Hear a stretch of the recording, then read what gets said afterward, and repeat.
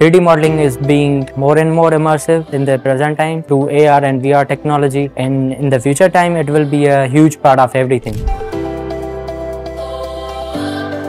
Well, I basically play a lot of games, and I always wondered about how beautifully they are made.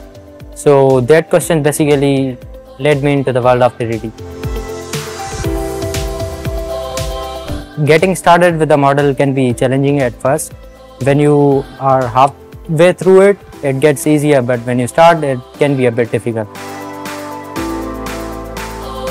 I primarily use Blender, Substance Painter, Photoshop, and Unreal Engine for my project.